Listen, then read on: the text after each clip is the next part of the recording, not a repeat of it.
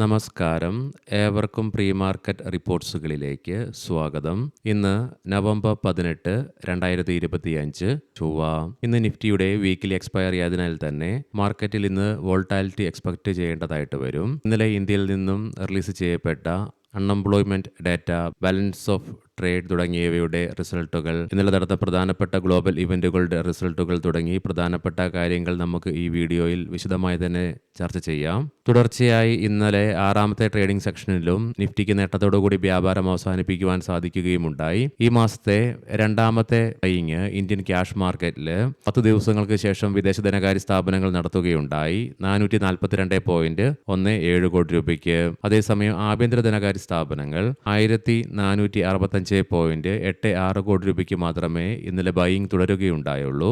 ഇന്നത്തെ നമ്മുടെ മാർക്കറ്റിലേക്ക് സ്പെസിഫിക് ആയിട്ട് വന്നു കഴിയുമ്പോൾ അനലിസ്റ്റുകളുടെയും എക്സ്പേർട്ടുകളുടെയൊക്കെ അഭിപ്രായ പ്രകാരം നിഫ്റ്റിക്ക് 26,000 എന്ന ലെവലിന് മുകളിലായിട്ട് ഇന്നും നിലനിൽക്കുവാൻ സാധിക്കുകയാണെങ്കിൽ, തുടർന്ന് ഒക്ടോബർ മാസത്തെ ഹൈയും മാത്രവുമല്ല നിലവിലെ നിഫ്റ്റിയുടെ 52 വീക്ക് ഹൈ ആയ 26,100 എന്ന ലെവൽ നിഫ്റ്റി അതിശക്തമായി മറികടന്നുകൊണ്ട് ഈ ലെവലിന് മുകളിലായിട്ട് നിലനിൽക്കേണ്ടതായിട്ടുണ്ട്. എങ്കിൽ മാത്രമേ നിലവിലെ നിഫ്റ്റിയുടെ റെക്കോർഡ് ഹൈ ഭേദിച്ചുകൊണ്ട് പുതിയ ഉയരങ്ങളിലേക്ക് നിഫ്റ്റിക്ക് എത്തിച്ചേരാനാകൂ. അതേസമയം ഡൗൺ സൈഡിലേക്ക് 25,900 എന്ന ലെവൽ നിഫ്റ്റിയെ സംബന്ധിച്ചിടത്തോളം ഇമ്മീഡിയറ്റ് സപ്പോർട്ടാണ്. തുടർന്ന് 25,800 എന്ന ലെവൽ ക്രൂഷ്യലുമാണ്. അതുകൊണ്ട് തന്നെ ഇന്ന് നിഫ്റ്റി 25,800 എന്ന ലെവൽ ഡൗൺ സൈഡിലേക്ക് ബ്രേക്ക് ചെയ്യുകയാണെങ്കിൽ സെല്ലിംഗ് പ്രഷറും അനുഭവപ്പെട്ടേക്കാം. പ്രത്യേകം ശ്രദ്ധിക്കുക, ഇത് ട്രേഡ് റെക്കമെൻഡേഷൻ അല്ല, അനലിസ്റ്റുകളുടെയും എക്സ്പേർട്ടുകളുടെയൊക്കെ അഭിപ്രായങ്ങൾ മാത്രമാണ്. എഡ്യൂക്കേഷൻ പർപ്പസിന് വേണ്ടിയിട്ടാണ് ഈ ലെവലുകൾ വിശദീകരിക്കുകയും ഉണ്ടായത്. ഇന്നലെ ഇന്ത്യയിൽ നിന്നും ഒക്ടോബർ മാസത്തെ അൺഎംപ്ലോയ്മെന്റ് ഡാറ്റ റിലീസ് ചെയ്യപ്പെടുകയുണ്ടായി. 2 മാസങ്ങൾക്ക് മുന്നേ ചരിത്രത്തിലെ ഏറ്റവും താഴ്ന്ന ലെവലിലുണ്ടായിരുന്ന അൺഎംപ്ലോയ്മെന്റ് 5.1% റിപ്പോർട്ട് ചെയ്യപ്പെടുകയുണ്ടായത്.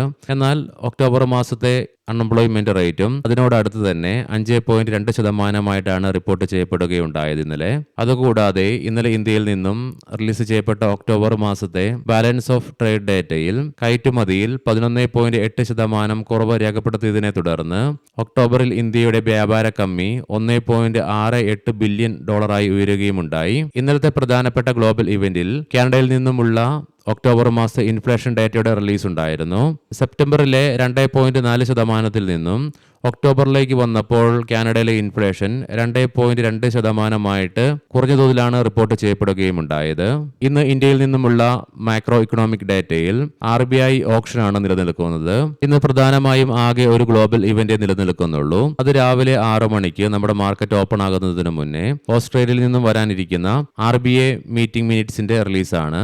ലീഡിംഗ് ആയ ADR സ്റ്റോക്സിൽ ICIC ബാങ്കിന് 0.5%, വിപ്രോ ADRന് 0.25% നഷ്ടത്തോടുകൂടിയും വ്യാപാരം അവസാനിപ്പിക്കേണ്ടി വന്നപ്പോൾ ആക്സിസ് ബാങ്ക് ADR ഫ്ലാറ്റ് ആയിട്ടും ബാക്കി എല്ലാ ADR സ്റ്റോക്സും നേട്ടത്തോടുകൂടിയും വ്യാപാരം അവസാനിപ്പിക്കുകയുണ്ടായി. അതേസമയം HDFC ബാങ്ക് ADRന് 1.1% നേട്ടവും കൈവരിക്കുവാനായി. ഇനി നമുക്ക് ഗ്ലോബൽ മാർക്കറ്റുകൾ പരിശോധിക്കാം. US ഇന്നലെ ജയന്റ് സ്റ്റോക്കായ NVIDIAയുടെ റിസൾട്ട് വരുന്നതിന് മുന്നോടിയായിട്ടും മാത്രമല്ല ഇൻഫ്ലേഷൻ ഡാറ്റകൾ തുടങ്ങി ഒത്തിരിയേറെ പ്രധാനപ്പെട്ട ഡാറ്റകൾ ഈ ആഴ്ച റിലീസിന് വേണ്ടി കാത്തിരിക്കുന്നതിനാലും S&P 500ഉം നാസ്ഡാക്കും 1% നഷ്ടത്തിലാണ് ഇന്നലെ വ്യാപാരം അവസാനിപ്പിക്കുകയുണ്ടായത്.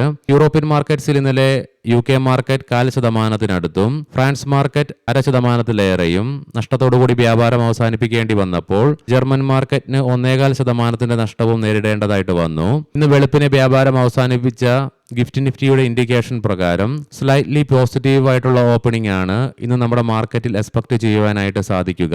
ഏഷ്യൻ മാർക്കറ്റ്സിൽ ഇന്ന് ജപ്പാൻ മാർക്കറ്റ് 1.5%-അടുത്തും കൊറിയൻ മാർക്കറ്റ് 1%-അടുത്തും നഷ്ടത്തോടു കൂടിയിട്ടാണ് വ്യാപാരം ആരംഭിച്ചിട്ടുള്ളത്.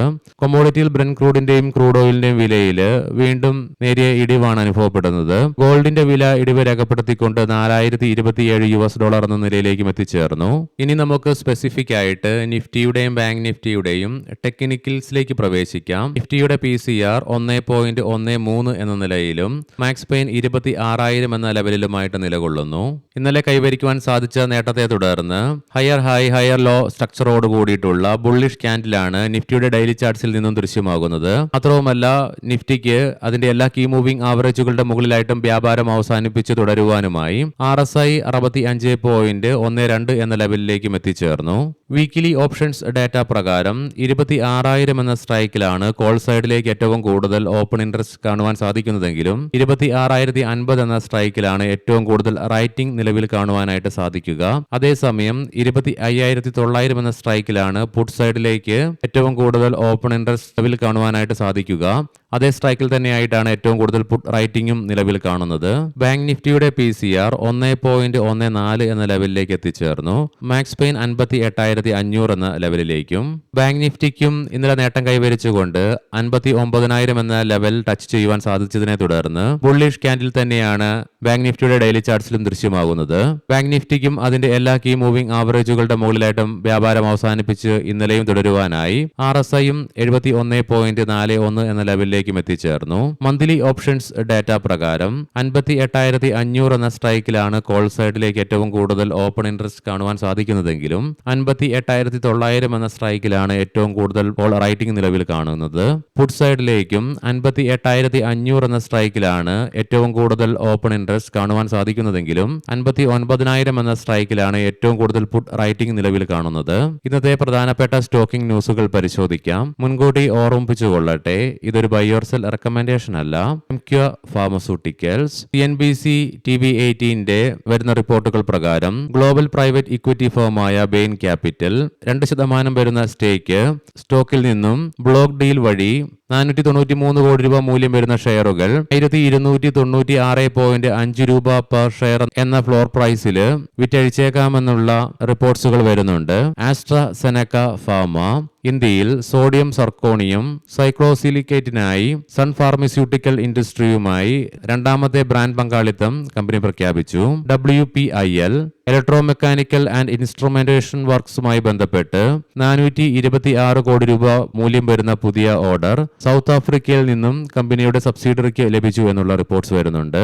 ഇൻഡോകെം ആംബർനാഥിലുള്ള കമ്പനിയുടെ നിർമ്മാണ യൂണിറ്റിന് 72 മണിക്കൂറിനുള്ളിൽ അടച്ചുപൂട്ടുവാൻ നിർദ്ദേശിച്ചുകൊണ്ട് താനെയിലെ കല്യാണിലുള്ള മഹാരാഷ്ട്ര മലിനീകരണ നിയന്ത്രണ ബോർഡിന്റെ റീജിയണൽ ഓഫീസിൽ നിന്ന് കമ്പനിക്ക് നോട്ടീസ് ലഭിക്കുകയുണ്ടായി. JSW എനർജി 2026 ജനുവരി 1 മുതൽ പ്രാബല്യത്തിൽ വരുന്ന തരത്തിൽ കമ്പനിയുടെ ഫിനാൻസ് ഡയറക്ടർ സ്ഥാനത്തു നിന്നും പ്രതീഷ് വിനയ് രാജിവെച്ചു എന്നുള്ള വാർത്തകൾ.